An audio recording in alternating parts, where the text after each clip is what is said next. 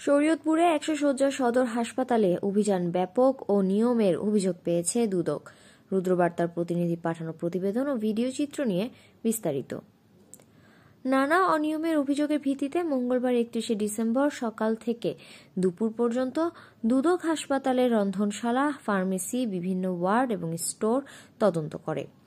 শরীয়তপুর ১০০ শয্যা সদর হাসপাতালে দুর্নীতি দমন কমিশন অভিযান পরিচালনা করে রোগীদের খাবার, টিকিট কাউন্টার ও ওষুধ বিতরণে অনিয়ম পেয়েছে।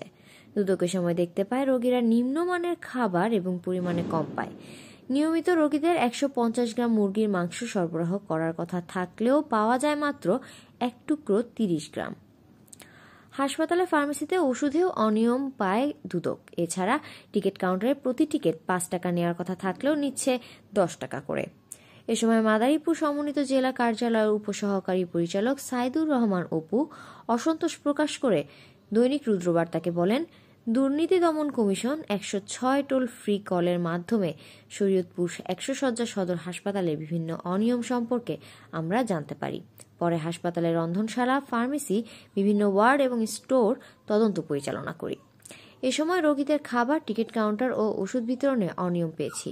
পরে তদন্ত শেষ করে নানা অনিয়মের বিষয়টি সদর হাসপাতালের তত্ত্বাবধায়ক ডাক্তার হাবিবুর রহমানের কাছে তুলে ধরি এবং তাকে ব্যবস্থা নেওয়ার কথা বলি। শরীয়তপুর সদর হাসপাতালের তত্ত্বাবধায়ক ডক্টর হাবিবুর রহমান দৈনিক রুদ্রবার্তাকে বলেন, আজ সদর হাসপাতালে ৪ সদস্যের একটি দুদক টিম অভিযান পরিচালনা করেছে। কিছু অনিয়ম পেয়ে আমাকে অবহিত করেছে। অনিয়মের বিষয়ে আমি আমলে নিয়ে ব্যবস্থা গ্রহণ করব।